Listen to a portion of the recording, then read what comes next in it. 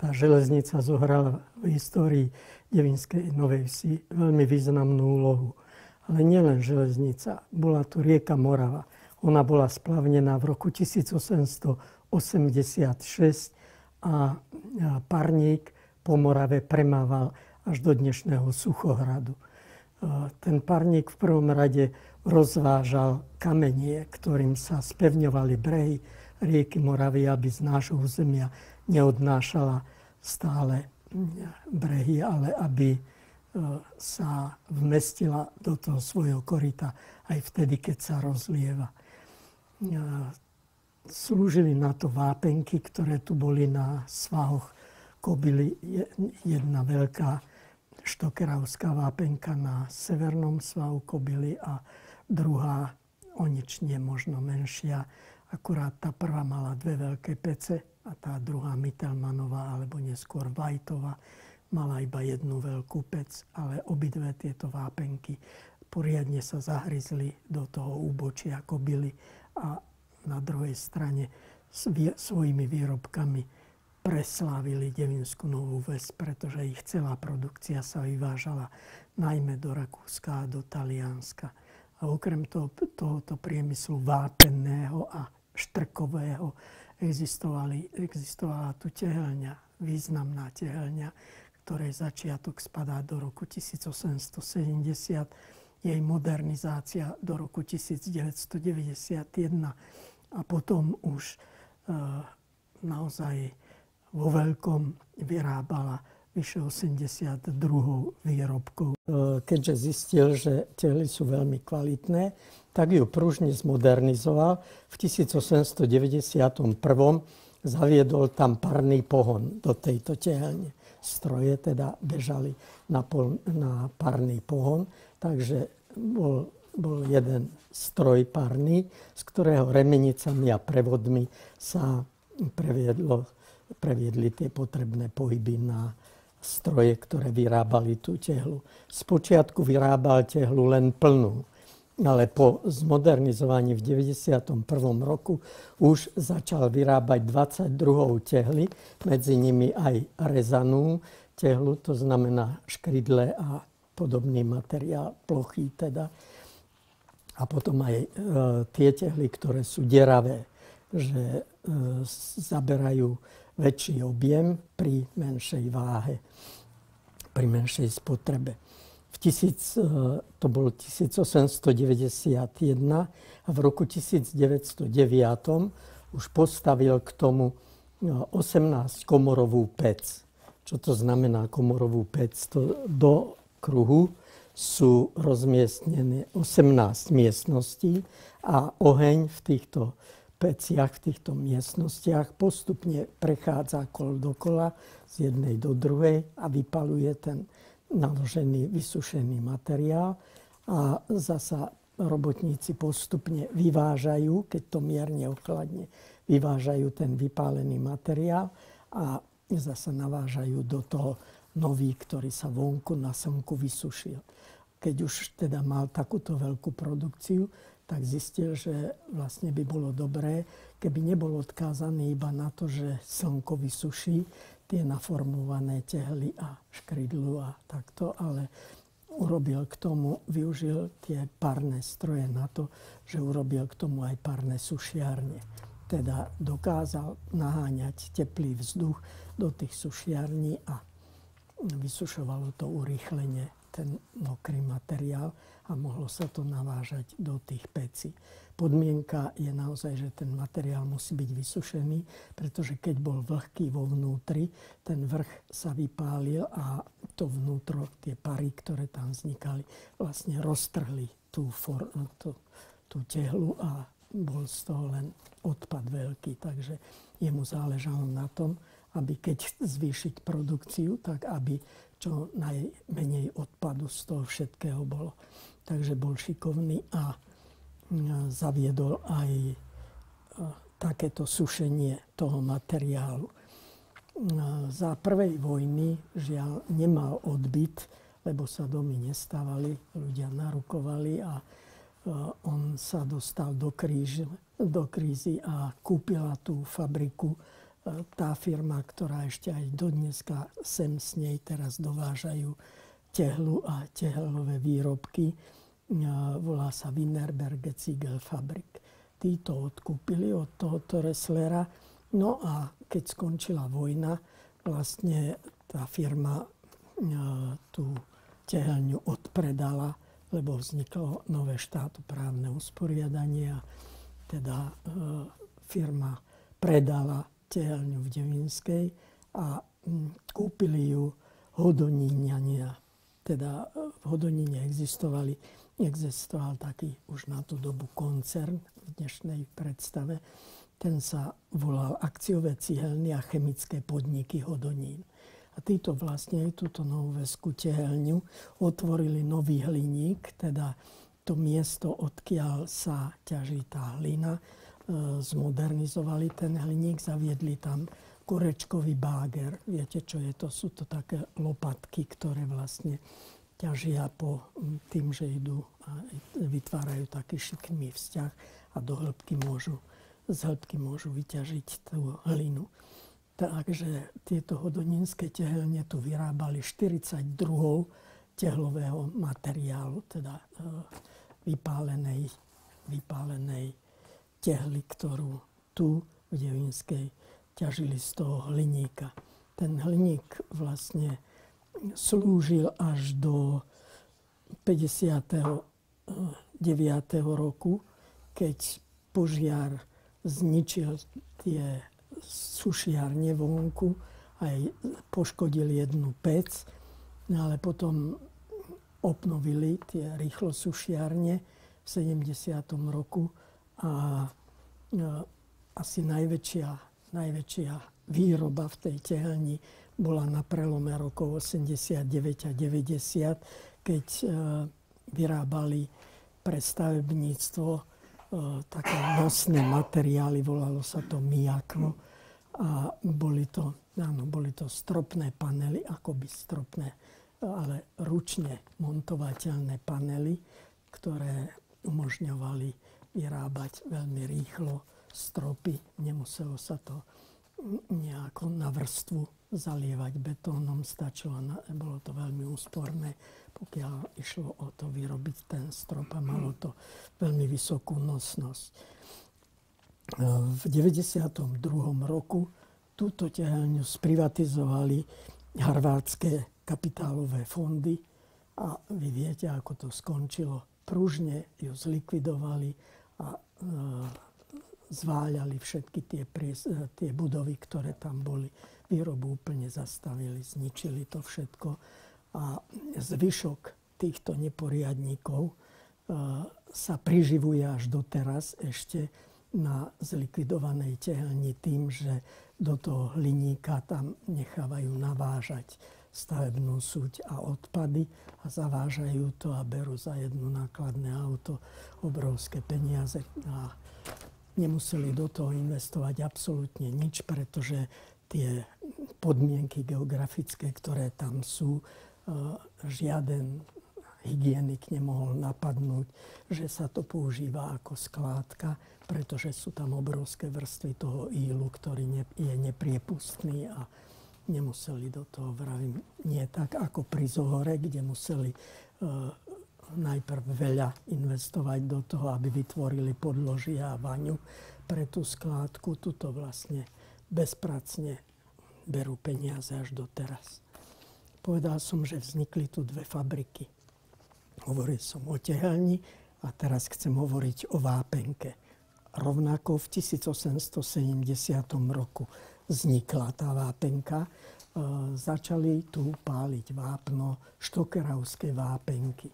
To je spoločnosť, ktorá je z Rakúska, od Viedne smerom, teda tu od Marchegu smerom na sever je Štokerau a odtiaľ prišli sem, keď tu bola železnica, prišli sem skúšať, či tu na úpäti Kobyle existuje nejaký vhodný materiál na to, aby mohli tu začať robiť alebo vyrábať vápno, alebo dokonca aj cement. Uspokojili sa s tým, že to bude stačiť na vápno. Urobili tu niekoľko pokusných vrtov alebo pokusných miest, kde skúsili vyťažiť ten kameň, ktorý tam je, a na základe toho sa rozhodli potom, kde bude stáť tá vápenka, kde bude najvýhodnejšie lámať ten kameň. Z tých pokusných lomov existuje to, čo dneska sa volá srdce. To je prvý ten pokusný lom, ktorý urobili. Pokúšali sa ho urobiť preto tam, že tu bližšie k Devínskej je ten pieskový kopec Sandberg, čiže tam by boli do podložia museli investovať. Teda, aby sa dostali do skalného podložia, by museli veľa investovať, tak začali vrtať až tam, kde je to srdce. A zistili, že ten kameň je použiteľný, ale a preto urobili aj tie boky. Nebol to iba zárez do toho svahu kobily, ale urobili aj tie boky a vyskúšali to. Zistili, že možno lepší ten kameň bude smerom na východ od toho srdca a tam je ešte do dneska viditeľný taký malý kameňolom. To je ďalší pokusný vrt, aby akože zistili, že či tým smerom sa môžu ťahať. Pokúšali sa aj na tom mieste, kde dneska je vlastne zvyšok tej vápenky, aj sa to volá vápenka pre železničnú, aj pre autobusovú stanicu, ale z vápna už tam absolútne nič nie je. Oni sa pokúsili ešte o jeden taký pokus a dneska ho označujú akože biely štampruch, alebo biele skaly, alebo biely kameňolom. To je miesto, ktoré je už tam za tým kopčekom, ktorý sa volá Krpáš. Poznáte to meno podľa zastávky autobusu, že sa to tak volá. To je za železnicou ten prílepok k tomu severnému úbočiu Kobyle. On má svoj vrcholček skalnatý a ten kopček má chorvátsky názov Krpáš, prílepok teda v tom prevedení do slovenskej reči. Za týmto Krpášom v lese hore do toho svahu Kobily, východného svahu Kobily už zavrtali sa a vyrobili tam kameňolom, ktorý používajú turisti. V tom kameňolome sa našla z keľtského obdobia sklárska pec. Tam ten kameň obsahuje veľa kremníka a Keľti už na to prišli a postavili si tam sklárskú pec. Takže toto sú pokusy, ktoré štokeravské vápenky robili na severnom úpäti Kobyle od roku 1870. Rozhodli sa na tom mieste začať ťažiť alebo páliť ten vápenec, kde je teraz tá vápenka. Vy keď idete tam, tak vidíte, že je tam tabuľka Preskam. To je organizácia, ktorá sa oddelila od niekdajších bratislavských automobilových závodov.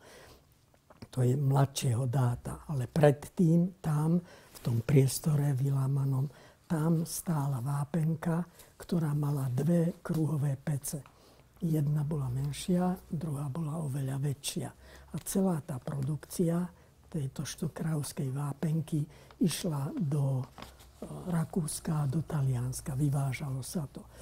Využili tú situáciu, že je tam železnica.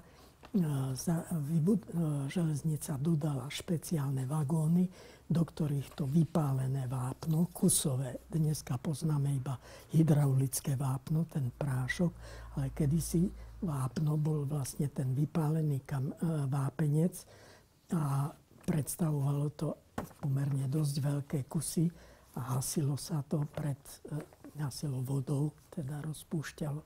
Robil sa z toho ten stavbársky materiál tým, že sa to hasilo, hovorí sa tomu hasí vápno. To znamená, polieva ho vodou a mieša to, aby z toho vzniklo také mliečne vápno. Musí to dostať dostatok vody, aby to vápno, ako hovorí sa tomu, nezahorelo. Teda, aby sa síce rozsypal ten kus vypáleného vápna, ale pri nedostatku vody vlastne zostane z toho taký materiál, ktorý nie je pevným spojivom pri stavaní, pri murovaní a nezostávajú v tom kusy, ktoré robia problémy. Takže pri hasení vápna sa dozeralo na to, aby bol dostatok vody. A potom sa to nechalo ustáť a z tej vápennej kaše vlastne, alebo vápenného mlieka ostalo také hasené vápno, ktoré sa dalo vlastne krájať, ako keď krájate dneska kus masla alebo masti alebo nejako tak. Takže tak sa krájalo to hasené vápno a používalo sa potom na rozrábanie malty v kombinácii s pieskom. Takže štokrárovské vápenky v 1870 začali, ale potom sa rozhodli v 1933, že tá produkcia je tak veľká, ako aj u nich v Štokérave, a že nech sa toto osamostatní. A skutočne ten riaditeľ zo Štokéravu prišiel sem do Devínskej a stal sa šéfom. Na začiatku 2 roky to bola filiálka, ale potom úplne samostatnej vápenky, ktorú aj pomenovali Denova. Teda skrátka Devínska Nová Ves, ale dneska ešte aj poznáte tento pojem Denova podľa tej organizácie, ktorá by mala zabezpečovať poriadok, upratovanie a kosenie a takéto veci tu v Devínskej. Takže keď je reč o Denove, tak to je rok 1933 a hovorí sa o vápenke a nie o tom, čo tam sídli v tej teplárni nedaleko Lidla. Táto vápenka fungovala až do 50. rokov minulého storočia. Potom, keď vyrobili vápenku v Rohožníku, tak tá výroba tu v Devínskej upadla. A upadla nielen pre ten Rohožník, ale najmä preto, že sa pokúšali akože urýchliť nejako, alebo šikovnejšie, rýchlejšie odstreľovať ten kameň, aby bolo čo najviac materiálu.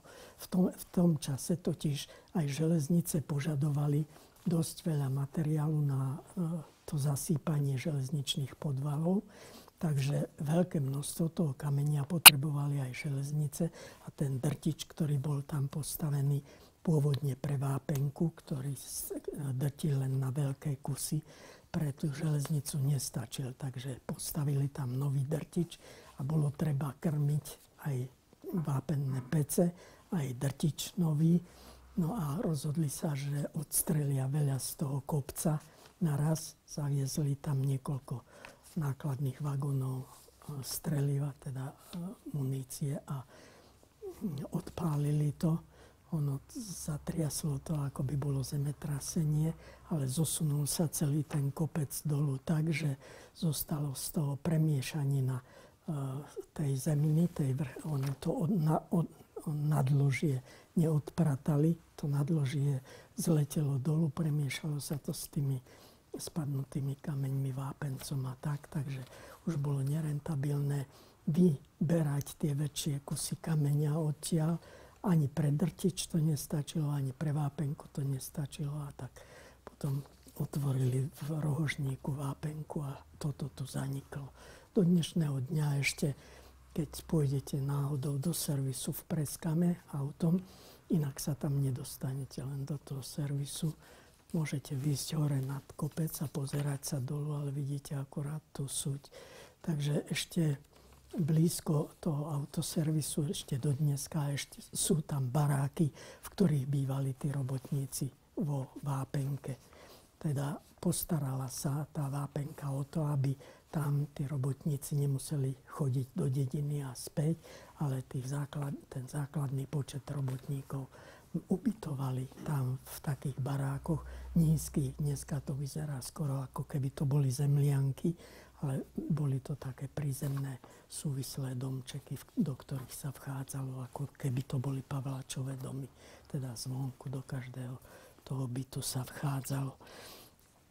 To je Štokéravská vápenka. O nejakých pár rokov po nej, v 1897 roku, vznikla vápenka tuto na južnom svahu Kobyle, ktorá sa volala Mittelmanova. Mittelmanova, pretože jeden z tých zakladateľov, a boli traja, bol Moritz Mittelmann, preto teda Mittelmannová vápenka. Neskôr po nich, po týchto troch ľuďoch prevzal to istý Veit a potom sa tomu hovorilo, že je to Veitov lom. A v dnešnej dobe existuje už len Veitov sad a to je po skončení prevádzky tejto vápenky. Tá vápenka fungovala od toho roku 1892 až do roku 1932.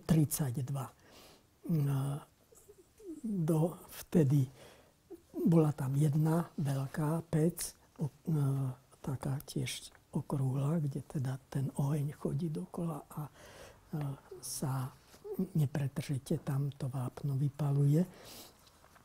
Dneska vidíte, že tá vápenka pracovala oveľa intenzívnejšie ako táto štokeravská. Vidíte tam dve terasy, také zárezy do toho južného svahu Kobyle a oni používali tento kameň jednak na to splavnenie rieky Moravy, ale aj najmä na to pálenie vápna. Čo zostalo po tejto vápenke, je tu cez most Mláka, cez potok Mláka, pod kaštielom je taký jeden betónový mostík. A po tom betónovom mostíku prechádzala úzkokoľajka, ktorá viedla od tej Mittelmannovej vápenky popod záhrady, tieto záhrady, ktoré sú tu medzi Moravou a touto ulicou. Popod záhrady išla tam, kde je, čo je to západný breh dnešného rybníka, ten je vlastne zvyškom tej úzkokoľajky a potom prešla tade za tou ulicou, ktorá sa volá Náveterná, či Záveterná. Za tou ulicou prechádzala potom hore na železničnú stanicu. Opäť doklad významu tej železnice, že vlastne aj keď fabrika existovala, ona potrebovala mať napojenie na železnicu, aby sa ten tovar mohol rozvážať čo najďalej a aby sa čo najrýchlejšie míňal. Táto úzkokoľajka bola ťahaná takým motorovým vláčikom. Tento vápno sa nakladalo do takých šikmých vagónikov. Baníci tomu hovoria pomvágle. Hej. Takže do toho sa nakladalo to vypálené vápno a ten vláčik ich dotiahol tuto na železnicu a tam sa to nakladalo do špeciálnych vagónov, do železných vagónov, pretože to vápno bolo ešte horúce, keď ho nakladali do toho a bolo nebezpečie, že keď po ceste bude pršať, keď to rozvážajú, tak ono by to vápno vlastne tie drevené dná tých vagónov rozložilo. Takže železnica vyrábala účelové železné vagóny na prepravu vápna a tie boli na rozdiel od tých drevených ešte aj zichrované tým, že sa mohli otvárať iba cez strechu a nie nejako z boku, aby do toho nenapršalo. Tak to bolo tesnené nejako. Takže táto Mittelmannová vápenka ešte postavila aj lanovku, ťažko to povedať, ale takú na pilieroch lanovku, na ktorej vyvážali piesok z Pieskovca dolu na Moravu, kde bol výsypník a z toho výsypníka sa ten piesok nakladal na člny. Takže zarábali títo Mittelmannovci alebo Veitovci neskorší, zarábali aj tým, že nielen pálili vápno, ale aj ťažili tento piesok z Pieskovca a zvyškom z toho ešte dneska je čosi, čo sa nazýva ako piliere. Tam vidíte to, keď vidíte z Devinskej, tak pri Morave ešte trčia dva také akoby dvojice, ale to bola vlastne len vždy jedna podpera, skladajúca sa z dvoch častí. Tam premával presne taký istý vagónik, ako ťahal aj ten vláčik, teda také, čo je to klinovité niečo. Boli dva vagóniky. Jeden išiel dolu z Pieskovca, dolu nad rieku Moravu, a potom tam to vysypal a súčasne, keď išiel dolu z kopca, ťahal hore ten vysypaný prázdny. a tam hore na Pieskovci ešte doteraz je vidno prekryté, je to takou železnou mrežou, taký zásobník, do ktorého vysýpali z takýchto istých vagónikov. Tam boli urobené kolajničky k tomu svahu, aby ten piesok mohli doviesť na týchto vagónikoch a tam do toho vysypníka to vysýpali a do vagónikov to človek tam nasýpal. Keď bol plný, tak točilo sa to takto. Takže táto lanovka sa používala doslova len na piesok. Nepoužívala sa na kameň.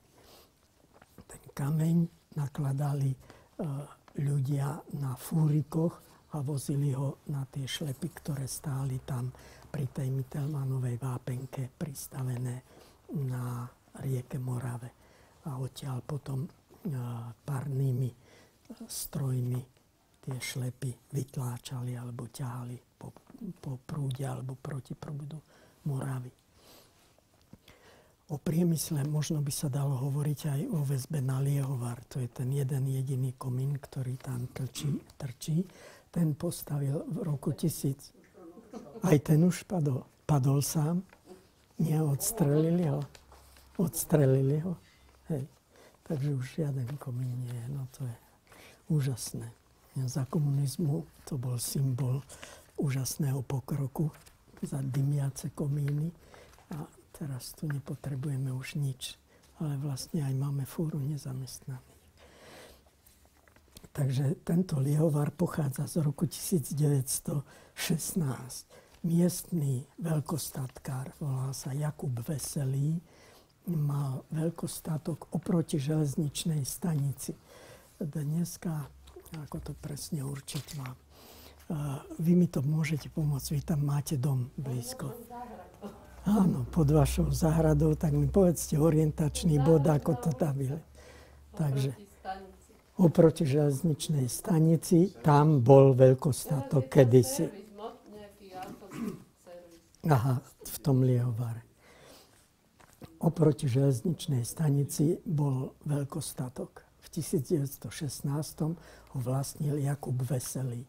A on sa rozhodol, že okrem toho, že tam má svojich bierešov, ktorí mu pracujú na poli, chce aj využiť tie plody, ktoré tam na svojom veľkostatku dopestoval a premeniť ich na čo? Na tekutú pálenku, teda na tekuté zlato, za ktoré vždycky sa len zaplatí a nie je to nejaké stratové. Takže keďže ide o rok 1916, tak fabrika, ktorú takto založil, pomenoval si ju Szészgyár és finomító Vesei Jakab Dévenyúj falusi cégnek birtokosa. To je oficiálny názov toho Liehovaru, ktorý tam existoval. A on naozaj spotrebovával to, čo sa na jeho majetkoch urodilo. Poľnohospodárske plodiny.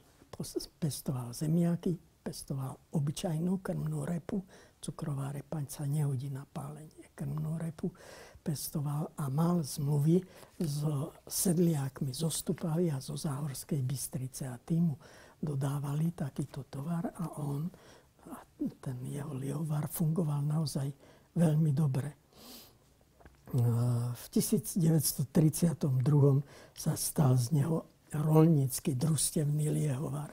Viete, bolo to obdobie po prvej svetovej vojne, tuto bol nový štát a teda Jakab Veselý nemohol už fungovať a tak sa z toho stal družstevný Liehovar. To družstvo zahrňovalo tých dodávateľov z Devinskej, z Lamača, zo Záhorskej Bystrice, z Mástu, zo Stupavy a z Dubravky. Bolo to teda 343 družstevníkov, ktorí si takto zarábali a pálili. Mali aj síce svoju vlastnú správu, ale v podstate fungovalo to tak, že tam boli sedliaci, ktorí dodávali tie naturálie, z ktorých sa ten liek pálil tam. V 45. to malo 37 členov 9 boli zo Stupavy, 6 zo Záhorskej Bystrice, 3 z Hoštetna, z Vysokej, 7 z Mástu, 12 z Devinskej Novej Vsi. Po druhej vojne bola na to uvalená národná správa a tá potom odovzdala to v 52. roku západoslovenskému liehovarníckemu priemyslu so sídlom v Leopoldove. Tým vlastne skončilo pôsobenie toho ako novoveského liehovaru, lebo Leopoldovčania sem málo chodili a málo sa o to starali. Za 2 roky v podstate to skrachovalo a prestalo to fungovať. Ale objekty tam boli, no a potom, keďže tam boli veľké nádrže, sa to hodilo na to, aby vznikli z toho potom taký podnik, sa to volalo Textilánka. Sídlilo to, myslím, že v Záhorskej Vsi alebo vo Vysokej Primorave a tuto mali svoju pobočku, pomenujem to honosne, farbiareň tých materiálov, z ktorých oni akože vyrábali nejaký textil. Takže malo to tú výhodu, že to bolo blízko potoka Mláka, takže pružne tie farby vypúšťali do potoka Mláka a tak potom aj Dunaj menil farby a takto. Takže no, práve preto to potom skončilo s odstupom času, lebo nebola tam čistička a naozaj zamorovali tieto toky. Tá Morava bola zamorená nielen v Devinskej, ale už do Devinskej prichádzala zamorená.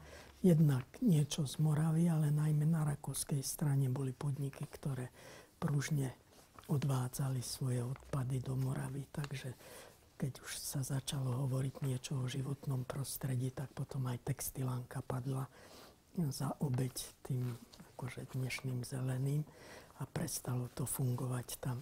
Uvažovalo sa o tom, že tam sa presťahuje tá Denova, ale ako vidím, vôbec sa tam nesťahuje, lebo tá úvaha je stará aspoň 10 ročie a nič sa nedeje.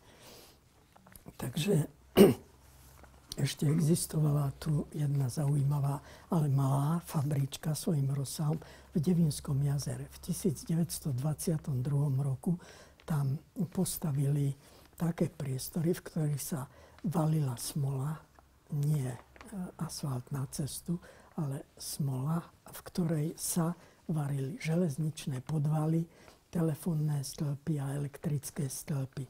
A toto fungovalo 11 rokov v Devinskom jazere, takže mali sme tu také čosi z miestnych zdrojov.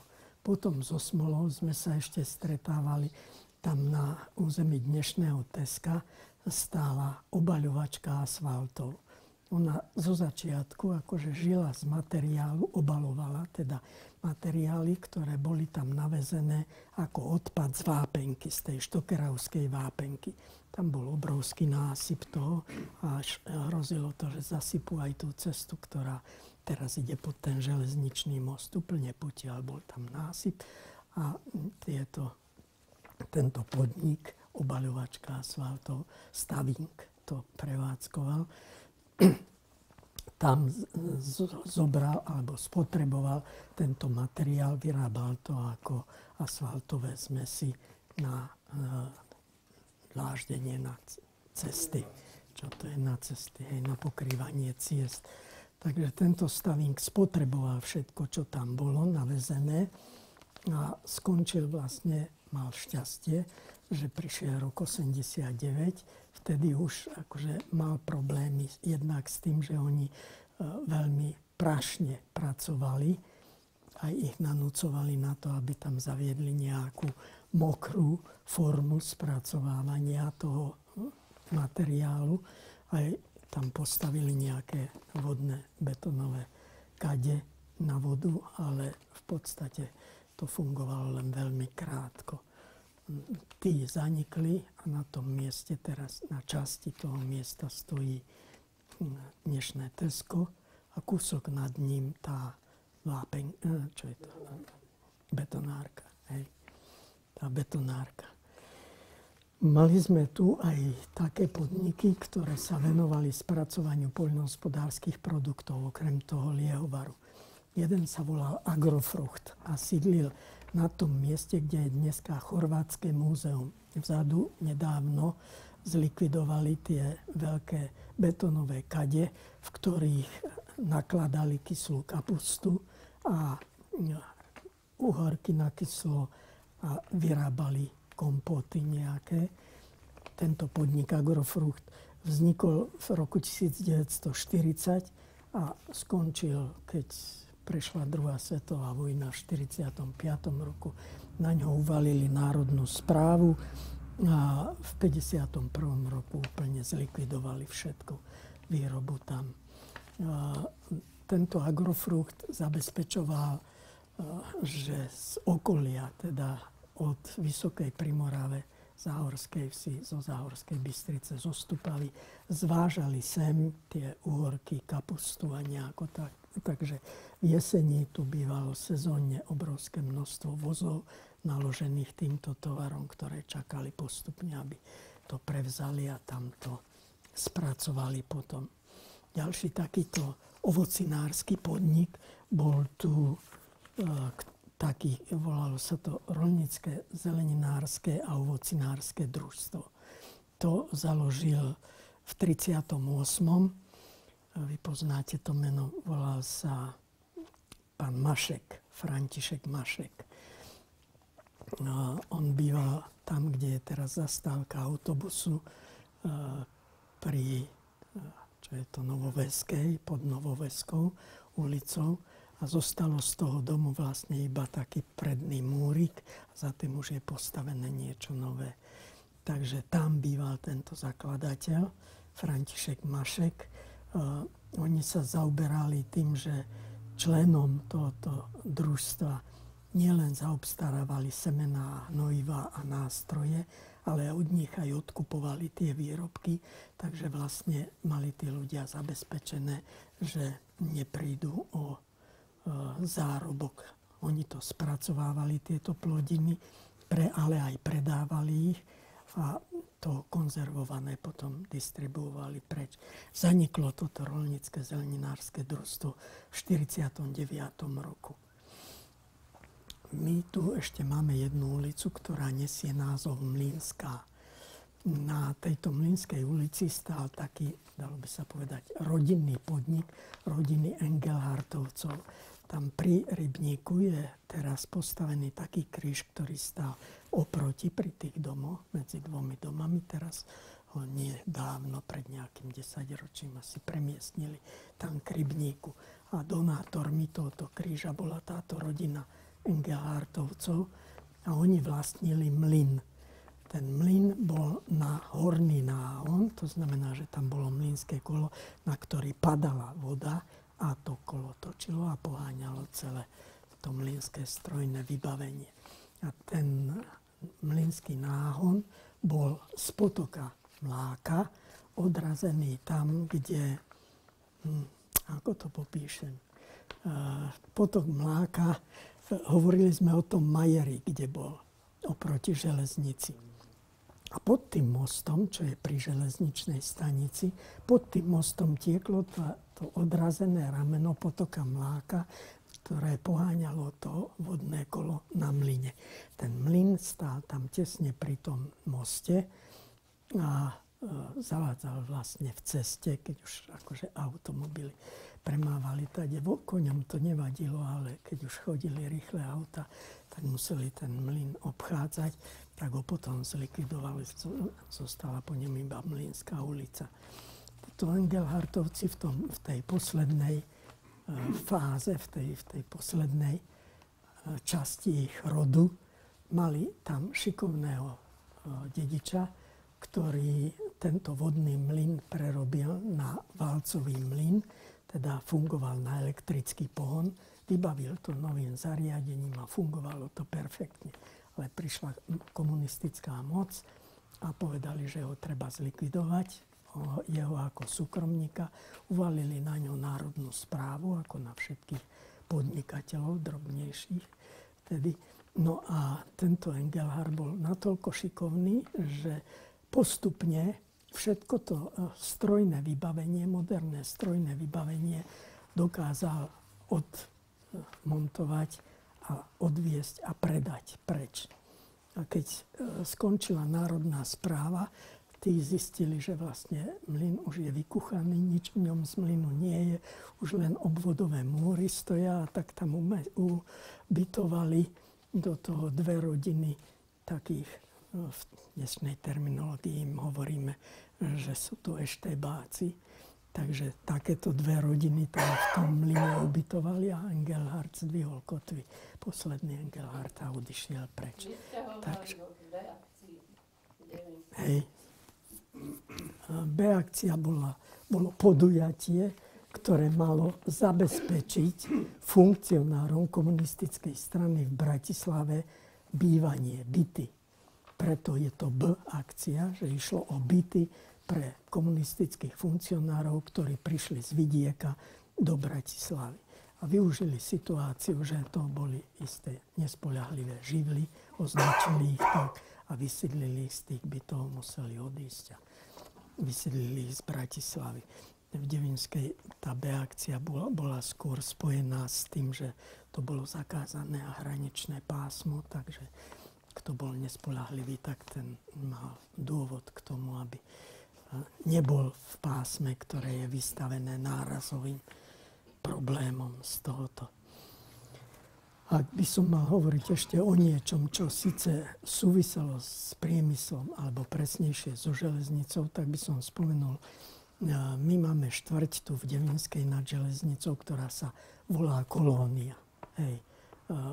Autobus chodí tade, akože je to Opletálová ulica, ale na tej ulici, keď idete odtiaľto, tak po ľavej strane na tej ulici v roku 1900, v rokoch 22, vlastne až 24, v 22. bolo založené družstvo železničiarov, bytové družstvo železničiarov. V 24. postavili prvé a potom v 26. už všetkých 16 takých dvojdomkov tam postavili po tej ľavej strane Opletálovej ulice a tieto dvojdomky ohradili plotom, drôteným plotom. Postavili tam na železnú konštrukciu, ktorá mala na vrchu veterné kolo a tým veterným kolom zo studne, ktorú tam vykopali, ťažili vodu. Pod kolom bol rezervoár, z ktorého potom urobili vodovod do týchto 16 domkov. Takže železničiari, ktorí v Devínskej Novej Vsi tu zakotvili to po prvej vojne, teda za vzniku už Československej republiky, v 22. roku založili toto družstvo a v 26. dneska ešte vidno tie dvojdomky. Boli to tak, že to bol kuchynka, nejaké 3 izby vo vnútri aj s prisúšenstvom. A vrajím, že na tú dobu veľmi moderne vybavené, lebo už mali aj vodovod a splachovacie zariadenie, ale púšťali to tam za železničnú stanicu von. No, čo ešte tu mám z takého? Aha, no, máme tu Volkswagen. Jeho počiatky sú v bratislavských automobilových závodoch. Tie vznikli tam pri dnešnej autobusovej stanici v Bratislave v 71. roku. Prišli potom sem ako Československé automobilové závody Praga, vývoj, výroba a predaj osobných automobilov a ich podzostáv. Výstavba tam na území dnešného Volkswagenu sa začala v 74. roku a do dnešných dní zvyšok z toho, čo vybudovali tieto pražské alebo československé automobilové závody, je tá železničná vlečka, ktorá tam oblúkom prichádza k dnešnému Volkswagenu. Takže tu vybudovali v 74. roku. Prvý ten objekt, ktorý tieto československé automobilové závody dali do prevádzky, bola nástrojáreň v 79. lisovňa v 82. roku. V 91. roku už je to potom Volkswagen až do dnešných dní. Tu už vidíte, ako sa to rozrastá a čo to všetko berie. Stojí ten Volkswagen na časti územia, ktoré patrí do Novomestského Chotára vo väčšej časti a menšia časť toho patrí do Chotára Záhorskej Bystrice. No, zemepánske, gruntovské, ale ešte je tam aj časť, ktorá patrí do Záhorskej Bystrice. To gruntovské, to je veľkostatkárske po slovensky povedané a ten veľkostatok mal tam za tou dnešnou kolóniou, alebo dnešná kolónia stojí na veľkej časti majetkov toho veľkostatku, ktorého som ja spomínal ako Jakub Veselý. Z mojej strany je to asi všetko. Ja už neviem, o čom by som mal tuto hovoriť, ale myslím si, že som hovoril dosť o tých veciach, ktoré tu boli. A teda presvedčil som vás o tom, že tá Devínska naozaj patrila do tej priemyselnej zóny dnešnej Bratislavy a oveľa skôr, ako bola vytvorená tá zóna, ktorá naozaj priamo vtedy patrila do Bratislavy, teda Dimitrovka a tie... čo to je, nie, na Februárke, čo stála tá fabrika na výrobu trávín. Ako sa to volá? Dynamitka. Hej, oveľa skôr tu boli fabriky, ako stáli tam tie. Vďaka tej železnici. Nevymyslel som si naozaj, všetko to bolo prepojené na tú železnicu. Máte na mňa otázky? Pýtajte sa.